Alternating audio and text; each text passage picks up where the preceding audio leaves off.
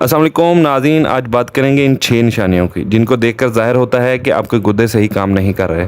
इस वीडियो को देखकर आपको गुर्दों के बारे में बहुत अहम मालूमात मिलेंगी, जैसा कि गुर्दे ख़राब होने की क्या वजूहात हैं, गुर्दे सही रखने के लिए आपको क्या चीज़ें खानी चाहिए और ऐसी 6 निशानियां जो गुर्दे ख़राब होने से पहले आपको दिखना शुरू हो जाती हैं। नंबर 1, गुर्दों में 10 से 15 लाख छोटे छोटे फिल्टर लगे होते हैं जो कि खून को फिल्टर करते हैं। गुर्दों के और एक गाड़ी के इंजन ऑयल के फिल्टर में फ़र्क ये है कि ये फिल्ट्रेशन के अमल के दौरान जहरीले मादों को तो जिस्म से निकालते ही हैं, लेकिन साथ साथ फिल्ट्रेशन के दौरान जो अच्छी चीज़ें हैं उनको बॉडी में जज़ब कर लेते हैं।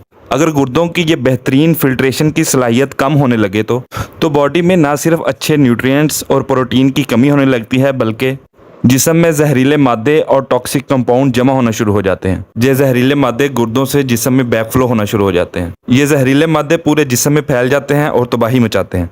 अगर ये सिम्टम्स आपको बॉडी में मिलें, चाहे अर्ली स्टेज किडनी डिजीज़ में हो या लेट स्टेज किडनी डिजीज़ में, इनकी वजह गुर्दों का डैमेज फिल्ट्रेशन फंक्शन है। Number 2, oedema. आपकी बॉडी इन प्रोटीन और न्यूट्रिएंट्स के लॉस की वजह से पानी स्टोर करने लगती है और सूज जाती है, और ये बॉडी में कई जगहों पर एक साथ हो सकता है। और जो मोस्ट कॉमन टाइप है वो है पिटिंग एडिमा। पिटिंग का मतलब है कि खड्डा बन जाना। आपकी लोअर एक्सट्रीमिटीज़ पफ्ड अप हो जाती हैं और उंगली से दबाने पर वहाँ पर खड्डा बन जाता है। इसके अलावा आंखों के नीचे एडिमा हो सकता है जहाँ पर पफ़ी स्वोलन बैग्स बन जाते हैं। ये उन टॉक्सिक कंपाउंड्स की वजह से होता है जो बॉडी से निकल नहीं पा रहे और बॉडी में बैक फ्लो कर रहे हैं। Number 3, uraemic frost. इसमें आपके सर पर छोटे छोटे वाइट यूरिया स्पॉट बन जाते हैं। वजह यह है कि ख़राब गुर्दों की वजह से आपकी बॉडी यूरिया को बॉडी से बाहर नहीं निकाल पा रही और ये स्किन से बाहर आने लगता है। हाई ब्लड प्रेशर, ये वो प्रेशर है जो आपका खून की नालियों की दीवारों पर टकराने से पैदा करता है। इसकी मिसाल बिल्कुल पानी के पाइप जैसी है। जैसा कि अगर पाइप का मुंह तंग कर दिया जाए तो पानी का प्रेशर बढ़ जाता है। बिल्कुल इसी तरह जब खून फिल्टर होने के लिए किडनीज़ में आता है तो स्लो किडनी फिल्ट्रेशन की वजह से खून का प्रेशर बढ़ जाता है और ये बढ़ा हुआ प्रेशर गुर्दों को मज़ीद ख़राब करता है। जैसे आपके घरों में वाटर फिल्टर लगा होता है, इसमें से भी अगर बहुत ज़्यादा प्रेशर से पानी गुजरे तो ये ख़राब हो जाता है। नंबर 4, आप हर वक्त एग्जॉस्टेड रहते हैं, थका थका महसूस करते हैं। ये आपकी बॉडी में ज़्यादा यूरिया होने की वजह से होता है। नॉर्मल किडनी फंक्शन में ये यूरिया बॉडी से किडनी की मदद से निकल जाता है, लेकिन अगर आपके गुर्दे डैमेज हो रहे हैं तो ये यूरिया बॉडी में जमा होना शुरू हो जाता है। नंबर 5, आपके पेशाब में प्रोटीन्स आने लगती हैं। इन प्रोटीन्स की बॉडी में ज़रूरत थी, लेकिन एबनॉर्मल किडनीज इनको बॉडी में रीअब्जॉर्ब या जज़ब नहीं कर पा रही और ये प्रोटीन पेशाब के साथ जिस्म से बाहर निकलने लगती हैं। आपके पेशाब में प्रोटीन आ रही होगी तो आपको फ्रॉदिंग ऑफ यूरिन, यानी कि पेशाब जब करेंगे तो बहुत ज़्यादा झाग बनेगी। ये इस चीज़ का इंडिकेटर है कि आपके गुर्दे ख़राब हो रहे हैं और आपके पेशाब में प्रोटीन आ रही है। नंबर 6, आपकी बॉडी बहुत ज़्यादा एसिडिक हो जाती है और ये जिस्म में अमोनिया लेवल के इम्बैलेंस की वजह से हो रहा है। अमोनिया एज ए बफर काम कर रही होती है इस एसिड को कम करने के लिए, लिहाजा डिस्टर्ब्ड किडनी की वजह से अमोनिया इस एसिड को न्यूट्रलाइज नहीं कर पाती। बॉडी के एसिडिक होने की एक और वजह आपके ब्लड शुगर लेवल का हाई होना है। इंसुलिन के कम होने की वजह से या इंसुलिन रेजिस्टेंस की वजह से आपकी बॉडी एसिडिक हो जाती है। अगर आप इस बात का ख्याल ना रखें तो एक बहुत ही खतरनाक प्रोसेस कीटो एसिडोसिस स्टार्ट हो जाता है, जिसकी वजह से बहुत तेज़ी से आपका वज़न कम होना शुरू हो जाता है। लेकिन ये डिफरेंट है उस कीटोसिस प्रोसेस से जो इनकरेज किया जाता है फैट लॉस के लिए। इसे आप abnormal breakdown of fat cell कह सकते हैं, जिसमें बहुत तेज़ी से वज़न कम होता है। अब बात करेंगे किडनी डैमेज की कुछ बेसिक वजूहात पर, और जो पहली वजह है गुर्दों के डैमेज होने की वो है आपके बॉडी में शुगर के लेवल का बहुत ज़्यादा होना। गुर्दों में से गुजरने वाली शुगर सैंड पेपर की तरह काम करती है। ये शुगर गुर्दों के अंदरूनी हिस्सों पर रगड़ते हुए गुजरती है। ख़ास तौर पर यह आपकी खून की नालियों को बहुत ज़्यादा नुकसान पहुंचाती है। शुगर 4 तरह के बॉडी टिश्यूज़ को ख़राब करती है। किडनीज़ जिनकी हम बात कर रहे हैं, आंखें, नर्वस सिस्टम और ब्लड वेसल यानी कि खून की नालियाँ। देखें, नॉर्मल शुगर लेवल जो है वो 80 मिलीग्राम पर डेसीलीटर यानी 80 मिलीग्राम पर डेसीलीटर है। इस 80 mg का मतलब है कि यानी 4 ग्राम शुगर। ये चीनी का 1 टीस्पून बनता है यानी कि 4 ग्राम।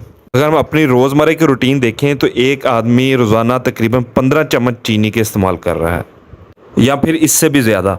अगर आप अपनी लस्सी में, चाय में, पिज़्ज़ा में, नान में, रोज़मर्रा बेकरी के आइटम्स में, कोल्ड ड्रिंक्स में इस शुगर के लेवल को चेक करें तो ये इस नंबर से कहीं ऊपर चले जाती है। शुरू में आपके ब्लड टेस्ट में ये एबनॉर्मल शुगर बनकर ज़ाहिर नहीं होती, क्योंकि आपकी बॉडी को इस एक्स्ट्रा शुगर को जिस्म से निकालने के लिए बहुत मेहनत करना पड़ती है। बॉडी एक हार्मोन जिसे हम इंसुलिन कहते हैं उसके ज़रिए ये कर रही होती है।